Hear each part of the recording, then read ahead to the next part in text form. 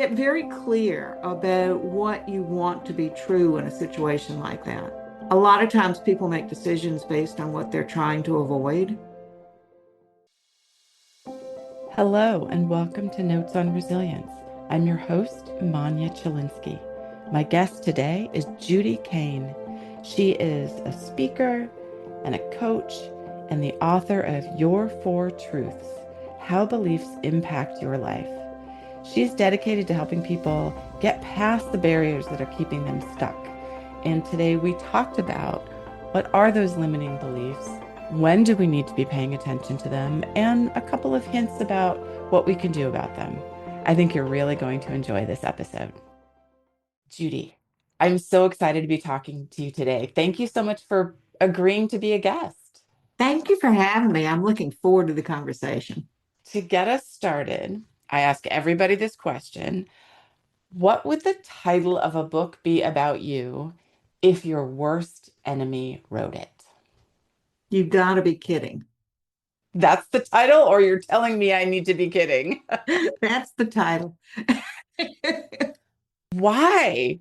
Well, I've had a series of employments that don't look necessarily connected.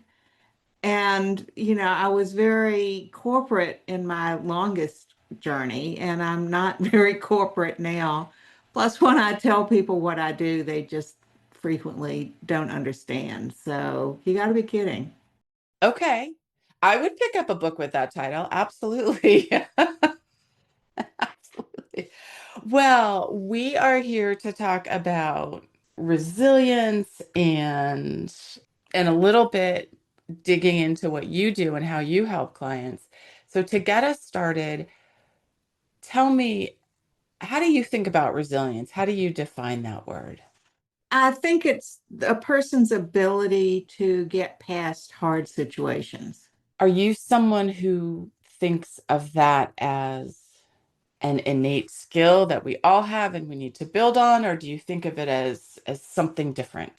That's an interesting question. I think some of us may come in with somewhat of a leaning towards that, but for the most part, I think it's something that we are gifted with by others depending on what the environment it is when we're growing up, right? I mean, Oh, okay. I really do feel like if a child knows that there are people there that love them and are there for them, that helps them be a more resilient person. Okay. So a little bit of nature, a little bit of nurture. Probably more nurture, but you never can discount what nature brings in for you. Right. And it's also difficult to separate those things out sometimes to know which is which. Okay. Oh, thank you for that. A lot of people have had a moment in their life that changes how they think about being a leader or how they think about caring for other people. What was one of those moments for you? The one that comes immediately to mind, I was a programmer long, long ago in corporate, and they had moved everybody to the same 6-month periods for reviews. And there were steps there to make you qualify to go on to the next level. And I went out for 3 months on maternity leave, and I was prepared to take all the tests, but they said no because I was out 3 months. They were going to stagger it and put me 3 months later. Okay. Well, that's what I said. Okay. So I got a very good rating. And that was, you always ask in reviews, how can I do better or what? And so I said, well, what did I do to get this great rating? I want to be able to keep doing that for next time. And they told me it was the rating that was left over after everybody else got theirs 3 months earlier. Oh my gosh. And I'm going, yeah, exactly. Just speechless, really. It was like, seriously. Wow. So that gave me a lot of insight into how I did not want to be a leader once I ended where I did, and I was in management most of my career. It was a really good thing to learn early. Yes. Oh, I hate those forced distributions for ratings. That's so artificial. and so inhuman. Right. Well, I mean, it just totally disconnects performance and value. Right. And the point is supposed to be we're evaluating your performance. Right, right. Wow. Oh my goodness. Okay. Well, so you're not in corporate anymore. We know that you are now working with people, kind of helping them understand their subconscious beliefs. How did you move from programming and management in corporate to what you're doing now? I saw this process work, and it was my first clue about the real impact of subconscious beliefs. I think I, like most people, had heard the term subconscious, knew it was something in the background, but never really gave it a whole lot of thought. Basically, it was just a concept I thought I understood. And I saw this work. Somebody had a pain, a person offered to help. The pain was gone in 5 minutes. And the pain was due to a subconscious belief that got changed in this process of less than 5 minutes. So that truly got my attention. I was fascinated with the potential. And the more I learned, the more I wanted to learn. And that was where I went. Yes. Well, that sounds like a very powerful moment as well. As someone myself who has was at one point diagnosed with chronic pain as a result of my PTSD, I did a lot of work on beliefs and sort of thinking about that this pain is not actually, in my case, the pain was not caused by anything physical, an illness or an injury. So it was very much working on my beliefs and saw it work in myself, experienced it directly. Would say I'm no longer someone who would be diagnosed with chronic pain. So it's such a fascinating area and so little understood by most of us. So can you just walk us through a little bit? What are we talking about when we say these subconscious beliefs, and how is it that they impact us in this way that we don't even know? Sure. Well, we come in, we're little sponges up until about 7 years old, and we are just building our subconscious one belief at a time. We get it mostly from immediate family, but you can get it from anywhere in your environment. It can be a one-time thing or something that you're experiencing on a regular basis, right? It's like, but you're putting together all these beliefs, and what those beliefs do are create your whole perception of the world. It's how you interpret events, what you think other people's intentions are, how you value yourself. They're powerful. They control about 95% of our behavior. Because when you're not thinking about it, that's what's running the show, is your subconscious. If you think that somebody is out to hurt you, that's your reality. So you're living in fear. If you think it's not okay to take a risk to try something because it's not safe, you'll limit yourself because you won't be able to get past, or it'll be very difficult to get past the limits those subconscious beliefs are putting on you. Wow, okay. And so many of us want to think that we're in control. That's the 5%. That's when you're consciously doing something. Wow. And so much of it apparently is happening without us even really realizing it. Yes, absolutely. And most of it was there by the time you're 7. Not that you can't get new ones later, but the bulk of it's there by then. Wow. Okay. So by the time any of us are even thinking about this, it is largely set, although not completely set in stone. Okay, so someone's listening to this episode and they hear you say this and think, okay, well, how do I, well, I guess, do we need to understand our subconscious beliefs? I have found it immensely helpful for me personally to understand, to know that there's a reason that I'm reacting to things the way I do. Okay. And it also helps me give more grace to people around me, Mhm. right? Yes. Absolutely. When you can understand that perhaps their intention wasn't specifically to hurt you, it was a Exactly. It was a nope, I accidentally just rolled over you with my bicycle tire.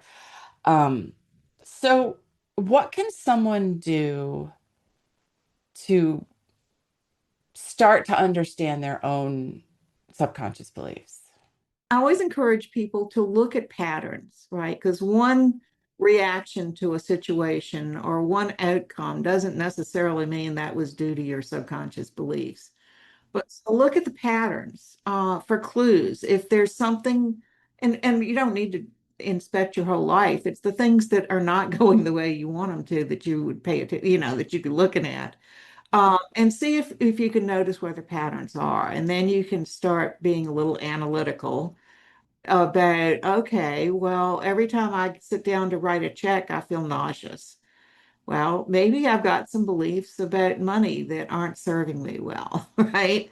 You can kind of go at it backwards that way.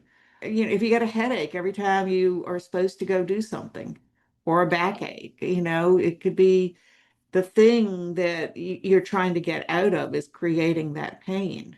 Look at your boundaries. If your priorities always go to the bottom of the list when your day is in process, maybe you don't have as high a sense of self as you do of the importance of the other people.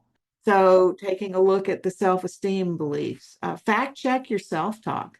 Oh, that is a good one. Yes. And I have recently gotten into the habit of doing that for all sorts of reasons. And it is shocking how often my brain seems to lie to me. Yes, right? It's so cruel, can be, right? So you would never say that to somebody you liked, or even somebody you didn't like, probably, right? Yes. And in fact, that's one of my sort of checkpoints. I think to myself, well, would I say that to my best friend? Heavens, no. I would never have said something like that to my best friend. So then I shouldn't say it to me. Right. Because we should like ourselves. Are you able to say what you're good at? That's a clue. That can be hard. And I don't want to distill all this down into gender, but I do think that can often be harder for women to talk about what we're good at. Typically, we're raised differently, like I have read, and I don't study this intensely, but I have read where when people are going for a new job, that men are more likely to apply for jobs that they don't have all the qualifications for, whereas women wait and don't apply until they are certain they've got all the qualifications that are listed. And I mean, that is one form of a limiting belief that perhaps a lot of women tend to grow up with because of the way that we're raised. Um, oh, so interesting. So, after something difficult happens, some people seem to find their footing faster than others. How does that tie in with these subconscious beliefs, those limiting beliefs that we don't necessarily know we have? Well, if you look at our risk tolerance, some children grow up in families where they approach every new event as an experiment. Well, let's try this and see what happens. What did we learn from that? Okay, let's try this other thing. Some grow up in families where it's just common sense. You need to practice things to get good at them. So failing immediately is not a bad thing. It's just this is where you start and you get better over time. In other families, there are not good consequences if you don't do things well.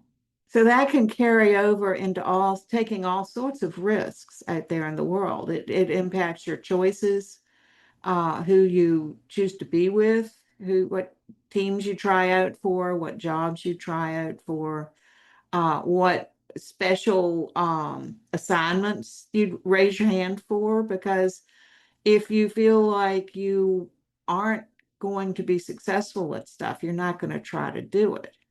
Whereas if you think, well, let me see if I can do this, it sounds interesting, it might be a growth opportunity. You got a whole different approach to it, and the outcome has a different meaning to you. Yes. So I can see how that would carry over if you were dealing with something difficult or a trauma in your life. You just would believe that it's something you can get over, or you would think it's a personal failure or whatever sort of that you brought to that moment. That, yeah, exactly. And that self-confidence is the other aspect of that, right? The ability to take risks and their confidence that you're able to deal with whatever happens with the consequences, right? One of my sometimes when I talk about stress with people, it's really not any event or situation. It's your belief that you're going to be able to get through it, that whether you got it or not determines the amount of stress you feel. Yes, absolutely. Absolutely. And I think about that in my own case, surviving a particular trauma at a moment in time, and think about how do we support people? How do we just generally as a society and as institutions, how do we help people understand that they will be okay? So things are difficult now, but you will be okay. And in this conversation, I'm thinking for some people, that's already innate, that's built in. For other people, it's an education process. It's a combination of education and support. From my viewpoint, there's subconscious beliefs there that also are contributing to it, that are making it more difficult. And then that's an individual thing that we each need to work on. So somebody has figured out a particular subconscious belief, say, not willing to take risks, realize, oh, this has been a pattern, this is a thing. So now I've recognized that I've done that in self-analysis. What do I do about it? The first thing, and this is what I tell people they can do at home, right? I mean, obviously they could go find somebody who can help them with it, but if you want to, which most people would prefer to see what they can do about it at home first, right? Get very clear about what you want to be true in a situation like that. A lot of times people make decisions based on what they're trying to avoid, Oh, yes. and that's not really helpful. I mean, it's good to recognize that, but you gotta then figure out what is it you really want to be true about this type of a situation. And then bring up examples of how that would look when it's going the way you want. At least three, but it won't hurt to do more. And really immerse yourself in those examples. Like put yourself in there so that you're looking at visual details and hearing what people are saying to you and hearing what you're saying to yourself. And all these are the way you want them to be, right? I mean, it's not like this could happen. No, you're imaging the way you really want it to be once it's true. And even down to like the emotions that you're feeling, like just really immerse yourself as much as possible. I have seen that change subconscious beliefs. Yes. If you're often our minds go to the negative things and we imagine this bad thing could happen and then this will happen, this will happen. And so essentially you're saying, well, let's flip that script. Let's think of the good things that can happen and then go down that rabbit hole of what would that be like?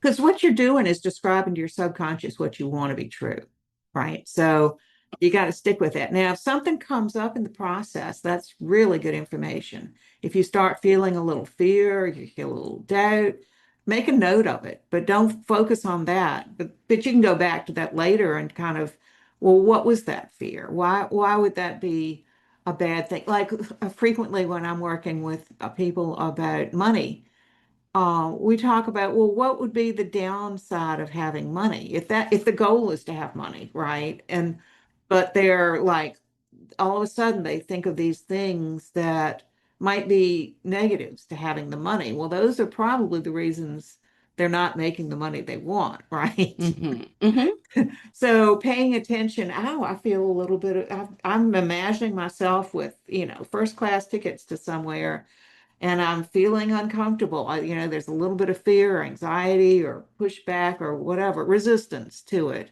What would that be about? And then kind of start thinking about that. I was working with this one man, gosh, it was a long time ago, and he wanted to make more money, and and we were having this time. We don't, what I do isn't talk therapy, but he was feeling this resistance to it. So we had to explore what that was. And he said if he had money, everybody would want him to give some to him. And he didn't want the hassle of having to deal with people asking for money. Right. And I'm sure a lot of people, that's one negative outcome. If they felt like they had money, that everybody would expect them to do things for them. And that might be enough of a reason to go, I just don't even want to deal with it. So making note of where you feel the resistance is always a good thing. Yes.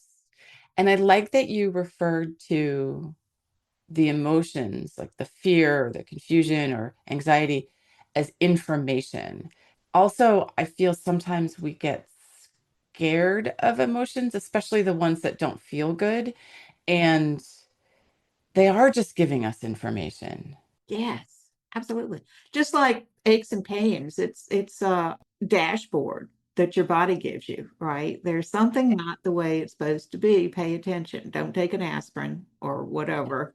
That's the symptom. Get to what's causing it. Right. I like that dashboard. I think that's so many people today, we can picture what that looks like of either a car dashboard or some sort of program, computer program that's giving us a dashboard of health and system health. Um, wow, Judy, thank you so much for this conversation. We're getting close to the end of our time.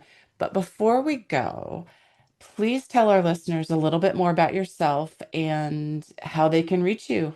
Sure. Well, I have a website. That is the most reliable, easiest way of finding me. And it is aligned consciousness. That's past tense aligned. So Ligned consciousness.com is my website. And people could book a 15-minute free phone call if they have questions.